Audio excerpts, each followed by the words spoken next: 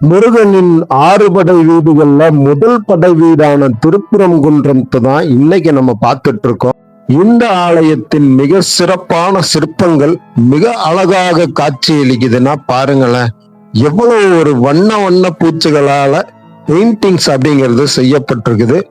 இங்க வர்றவங்க இந்த இடத்துல நின்று செல்ஃபி எடுத்துட்டு தான் உள்ள போறாங்க.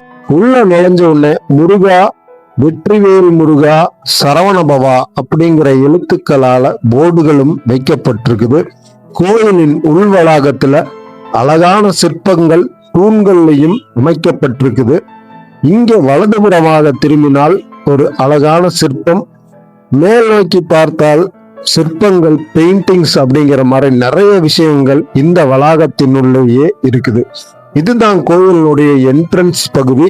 இதை தாண்டி அப்படியே நம்ம உள்ள போற மாதிரி இருக்கும். இங்க தீபங்களும் வைக்கப்பட்டு வழிபாடுகளும் நடக்குதுங்க. சூப்பரா இருக்கு. நீங்க இந்த கோயிலுக்கு ஒரு முறை வந்து இந்த ஆண்டவனை தரிசித்து செல்லுங்கள் அப்படின்னு தான் நான் சொல்லுவேன். அந்த அளவுக்கு ஒரு பிரமிப்பை ஏற்படுத்தக்கூடிய விதமாக இங்குள்ள தூண்களும் பெயிண்டிங்ஸ்களும் மிக சிறப்பா இருக்குது. நம்ம நேர்ல வந்தா கூட இந்த அளவுக்கு இருக்கிறத நம்ம பார்க்க முடியுமா அப்படின்னா கொஞ்சம் யோசிக்க வேண்டியதுதான். கூட்ட நெரிசல்கள் நேரத்துல கண்டிப்பா வராதீங்க. ஃப்ரீயான நேரத்துல வந்தீங்கன்னா இது அனைத்துமே பார்த்து ரசிக்கிற விதமாகத்தான் இருக்கு. கோயிலின் உள் வளாகத்துல இது போன்ற அழகான கதைகள், இங்க ஏராளமான பொம்மைகளும், கடவுளுக்கு கட்டக்கூடிய கயிறுகளும் மற்றும் போட்டோக்கள் போன்ற விஷயங்கள், சிலைகள் போன்ற விஷயங்களும் நிறைய இருக்கு. இங்க நம்ம வீட்டுக்கு தேவையான தீபங்கள் போன்ற விஷயம், சிலைகள் போன்ற விஷயங்கள், புகைப்படங்கள் போன்ற விஷயங்கள் அனைத்தையும் வாங்கி செல்வதற்காக கடைகள் சூப்பரா இருக்கு அப்படின்னே சொல்லலாம். இது கோயிலின் உள் வளாகம் செல்றதுக்கான வழி. மொத்தம் 3 லேயர்ஸ் போல இருக்கு. அதுல இது முன்னாடி இருக்கக்கூடிய லேயரை தாண்டி நம்ம வந்திருக்கோம். இங்க வலதுபுறமாக திரும்பினால்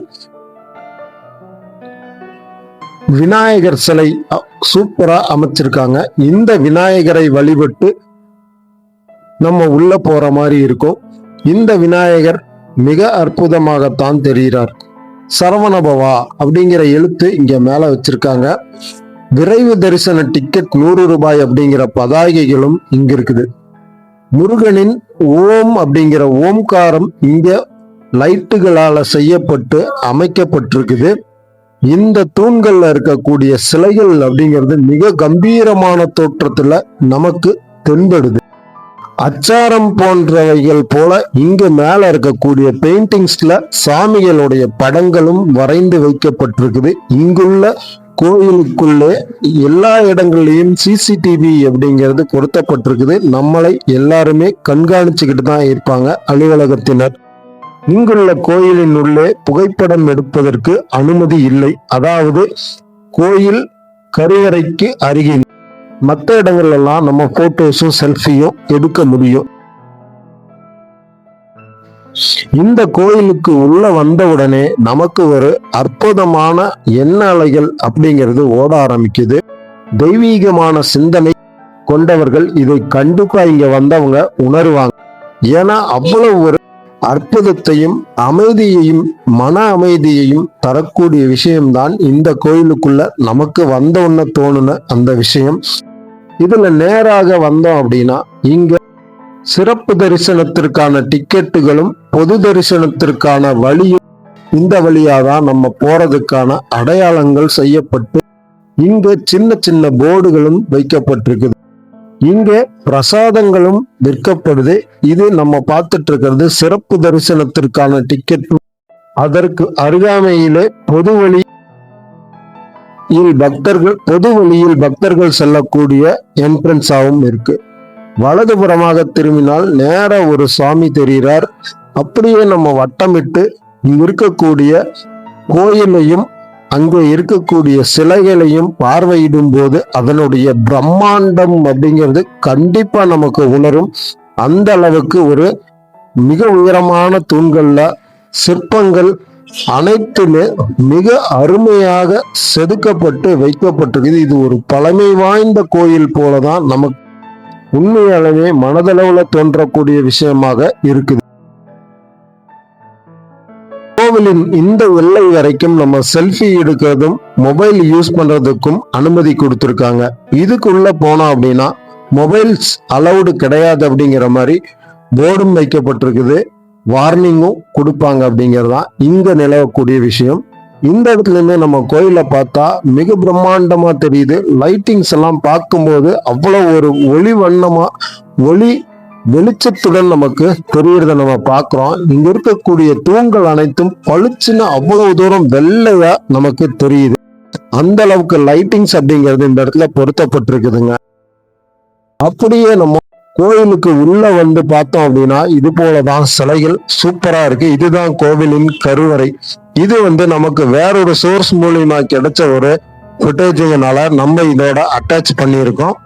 இந்த கோயிலுக்குள்ள கட்டாயமா உள்ள அனுமதி அப்படிங்கிறது கிடையாது. புகைப்படம் எடுப்பதற்கும் அல்லது வீடியோ எடுப்பதற்கும் அனுமதிங்கிறது மறுக்கப்படுது. மீடியாக்காரங்க அப்படின்னா பர்மிஷனோட எடுக்கலாம் அப்படிங்கிறதும் சொல்லப்படுது. குமரஸ்தலம் அப்படின்னு ஓம்காரத்தை வரைஞ்சு இந்த இடத்துல பக்தர்கள் தீபம் ஏற்றும் விதமாக அமைப்பு ஏற்படுத்தி இருக்காங்க. கோயிலுக்கு பக்கவாட்டிலேயே ஒரு பாதை இருக்கு. அது வழியா வந்தோம் அப்படின்னா அன்னதான கூடம் அப்படிங்கிறது இங்க அமைந்திருக்குது. இங்க ஏராளமானோர் ஓய்வு எடுத்துக்கிட்டு இருக்காங்க, உணவருந்திக்கிட்டு. இந்த இடத்துல வானர்களும் வசிக்கிறாங்க. நீங்க அவங்கள தொந்தரவு பண்ணாத வரைக்கும் அவங்களும் நம்மளை தொந்தரவு பண்ண மாட்டாங்க. அவர்கள் போக்குல அவர்களை விட்டுருங்க. கோயில் வளாகத்திற்குள்ளேயே மிக அமைதியான சூழலும். இங்கிருந்து மலையை பார்த்தோம் அப்படின்னா திருப்பரங்குன்றம் மலை, ஓம்காரம், தீபம் ஏற்றும் இடம் நமக்கு தெரியும். விநாயகர் ஆலயம் மேல அமைந்திருக்கக்கூடிய இடத்துலதான் இந்த ஓம்காரம் அப்படிங்கிற விஷயம், தீபம் ஏற்ற இடமும் இருக்கு. இதுதான் அன்னதான கூடம். இன்னைக்கு அன்னதானம் எந்நேரத்துக்கு நடக்குதுங்கிற மாதிரியான அனைத்துமே எழுத்து வடிவில வைக்கப்பட்டிருக்குது. மேல இருக்கக்கூடிய இந்த மலையை பார்க்கும் போதே நமக்கு ஒரு விதமான உடல் சிலிர்ச்சி அப்படிங்கிறது கட்டாயமாக ஏற்படும். ஏன்னா இங்க கைலாயநாதர் தான் இருக்காரு. கோயிலுடைய முன்னமைப்புக்கு பக்கவாட்டிலேயே நம்ம கோபுரத்தை பார்க்கலாம். கோபுரத்துல நம்ம எப்பவுமே கவனிக்க வேண்டிய விஷயம் இங்க இருக்கக்கூடிய கலசம் தான். இந்த கோபுரத்தின் மீது உள்ள கலசத்தை நாம் வழிபட்டாலே கோவிலின் உள்ள இருக்கக்கூடிய கருவறை தெய்வத்தை வழிபட்டதற்கு சமம் அப்படின்னு பெரியோர்கள் சொல்லி கேள்விப்பட்டிருப்போம். இந்த கலசத்தை நீங்க பார்க்கும்போது கோடி புண்ணியம் நமக்கு கிடைக்கும்ங்கிறதும் முன்னோர்கள் சொல்லி கேள்விப்பட்டிருப்போம். இது கோயிலுக்கு முன்னாடி இருக்கக்கூடிய தெருக்கள்.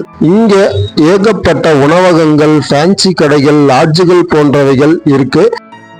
நீங்க வெளியூர்ல இருந்து வரீங்கன்னா இங்க ஸ்டே பண்ணி குளிச்சுட்டு காலையில ஃப்ரெஷ்ஷா சாமி கும்பிட்டு போற மாதிரியான விஷயங்களும் இங்க நமக்கு வசதிகரமா இருக்கு. அடுத்து இன்னொரு சுவாரஸ்யமான வீடியோவில் நான் உங்களை சந்திக்கிறேன். உங்களுடைய கருத்துக்கள் கண்டிப்பா கமெண்ட் பண்ணுங்க. அதே போல இந்த வீடியோவை நிறைய பேர்த்துக்கு ஷேர் பண்ணுங்க, அவங்களும் பயனடையட்டும். நன்றி, வணக்கம்.